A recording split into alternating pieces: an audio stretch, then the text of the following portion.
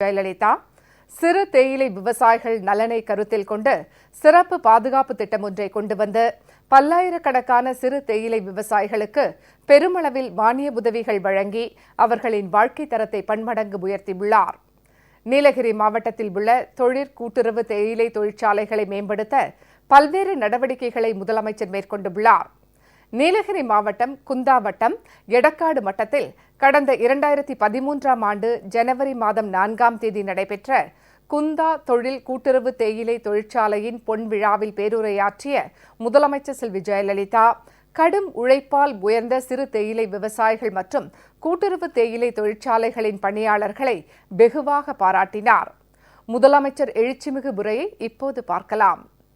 இமை கொட்டாமல் ரசிக்கும் இயற்கை அழகை கொண்ட இந்த நீலகிரி மாவட்டத்திற்குட்பட்ட குந்தாவில் உடலை வருடும் இதமான தென்றலுக்கும் வானத்தை தொடும் அளவு வளர்ந்திருக்கும் மரங்களுக்கும் காற்றோடு கலந்து வீசும் ரம்யமான யூக்கலிப்டஸின் நறுமணத்திற்கும் இடையே குந்தா தொழிற்கூட்டுறவு தேயிலை தொழிற்சாலையின் இந்த இனிய பொன்விழாவில் கலந்து கொண்டு இன்கோசர்வின் புதிய 250 கிராம் ஊட்டி டீ விற்பனை, ஆவின் விற்பனையகங்களில் ஊட்டி டீ விற்பனை ஆகியவற்றை துவக்கி வைத்ததில் நான் மட்டற்ற மகிழ்ச்சி அடைகிறேன்.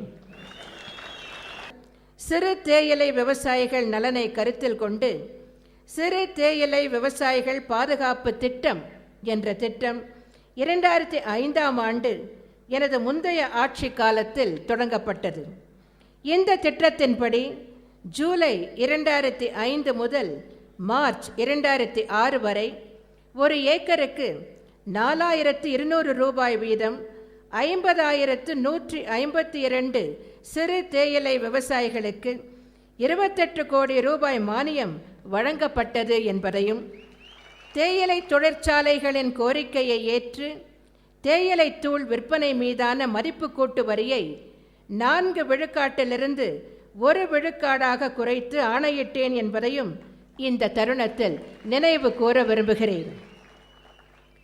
இது மட்டுமல்லாமல் சிறு தேயிலை விவசாயிகள் விலை நிலைநிறுத்துதல் நிதியம் திட்டத்தில் உறுப்பினராக சேரவும், தொழிற்கூட்டுறவு தேயிலை தொழிற்சாலைகளின் தரத்தை மேம்படுத்தும் வகையில் புதிய இயந்திரங்களை வாங்கவும் மானியம் வழங்கினேன்.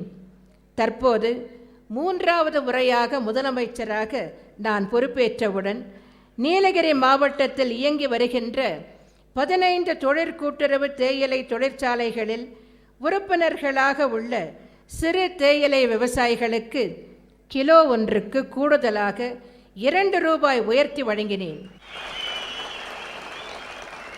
இதன் மூலம் 22,000 விவசாயிகளுக்கு 17 கோடியே 20 லட்சம் ரூபாய் கூடுதலாக கிடைத்துள்ளது. இது தவிர உற்பத்தி திறனை அதிகரிக்கும் வகையில் 15 தொழிற்கூட்டுறவு தேயிலை தொழிற்சாலைகளுக்கு மேம்பாடு மற்றும் நவீனப்படுத்தும் திட்டத்திற்காக 5 கோடியே 46 லட்சம் ரூபாய் மானியமாக எனது அரசால் வழங்கப்பட்டுள்ளது என்பதை இந்த தருணத்தில் கோடிட்டு காட்ட விரும்புகிறேன். நீலகிரி மாவட்டத்தில் உள்ள தொழிற்கூட்டுறவு தேயிலை தொழிற்சாலைகளை மேம்படுத்துவதற்கான நடவடிக்கைகளை எனது தலைமையிலான அரசு எடுத்து வந்தாலும், இந்த நிறுவனங்களின் விற்பனையை பெருக்குவதில் புது யுக்திகளை கையாள வேண்டும். வியாபாரத்தில் புது யுக்தியுடன் தன்னம்பிக்கையும் சேர்ந்தால் வெற்றி நிச்சயம்.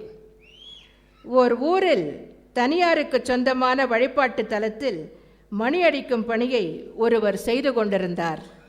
அந்த வழிபாட்டு தலத்தை நிர்வகிப்பவர்கள் கூட்டம் ஒரு நாள் நடைபெற்றது. அந்த கூட்டத்தில் வழிபாட்டு தலத்தில் பணிபுரிபவர்கள் அனைவரும் எழுத படிக்க தெரிந்தவர்களாக இருக்க வேண்டும் என்று முடிவெடுக்கப்பட்டது. படிக்காதவர்கள் யாராவது பணிபுரிந்தால் அவர்கள் ஒரு குறிப்பிட்ட காலத்திற்குள் எழுத படிக்க கற்றுக்கொள்ள வேண்டும் என்றும் முடிவெடுக்கப்பட்டது. இதனை அடுத்து மணியடிக்கும் பணியை மேற்கொண்டிருந்தவர் உட்பட படிக்காதவர்கள் அனைவரையும் 6 மாத காலத்திற்குள் எழுத படிக்க கற்றுக்கொள்ளுமாறு நிர்வாகம் அறிவுறுத்தியது. இருப்பினும் மணியடிக்கும் பணியை மேற்கொண்டிருந்தவரால் எழுத படிக்க கற்றுக்கொள்ள இயலவில்லை. இதனை அடுத்து நிர்வாகம் அந்த பணியாளரை வேலையை விட்டு அகற்றியது. அந்த கவலையுடன் வீட்டிற்கு புறப்பட்டவர் தலைவலி காரணமாக டீ சாப்பிட நினைத்தார். வழியில் டீ விற்கும் கடை எதுவும் இல்லை. உடனே அவரது சிந்தனையில் இந்த இடத்தில் சைக்கிளில் டீ விற்கும் நடமாடும் டீக்கடை ஒன்றை துவக்க வேண்டும் என்ற எண்ணம் தோன்றியது. மறுநாளே அதனை செய்தார். இதனை அடுத்து அந்த நபர் தின்பண்டங்கள் விற்கும் கடையை அதே பகுதியில் துவக்கினார். வியாபாரம் பெருகியது. வியாபாரத்தின் மூலம் சம்பாதித்த பணத்தை சேமிக்கும் வகையில் வங்கி கணக்கு ஒன்றை துவக்கினார். வங்கியில் பணம் நிறைய சேர்ந்தது. இந்த நபரின் வங்கி கணக்கில் நிறைய பணம் இருப்பதை அறிந்த வங்கி மேலாளர் அந்த நபரை அழைத்து சேமிப்பு வங்கியில் உள்ள பணத்தை எடுத்து நிரந்தர வைப்பு தொகை கணக்கில் போட்டால் வட்டி அதிகமாக வரும் என்று கூறினார். அதற்கு அந்த நபர் உடனே சம்மதித்தார். அதற்கான படிவத்தை வங்கி மேலாளரை பூர்த்தி செய்து கையொப்பமிடுமாறு அந்த நபரிடம் கேட்டார். அதற்கு அந்த நபர், எனக்கு கையெழுத்து போட தெரியாது, நான் ஒரு கைநாட்டு பேர்வழி என்றார். உடனே வங்கி மேலாளர், படிக்காமலேயே இவ்வளவு பணம் சம்பாதிக்கிறாயே, படித்திருந்தால் நீ என்ன வேலை புரிந்திருப்பாய் என்று அந்த நபரிடம் வினவினார். அதற்கு அந்த நபர், படித்திருந்தால் வழிபாட்டு தலத்தில் மணி அடித்து கொண்டிருப்பேன் என்றார். இதிலிருந்து நீங்கள் தெரிந்து கொள்ள வேண்டியது என்னவென்றால், வாழ்க்கையில் முன்னேறுவதற்கு படிப்பு மட்டும் இருந்தால் போதாது, கடுமையான உழைப்பும் தன்னம்பிக்கையும் தேவை. நமக்கு கிடைக்கும் சந்தர்ப்பங்களை முழுமையாக பயன்படுத்திக் கொள்ளும் அறிவும் திறமையும் தேவை.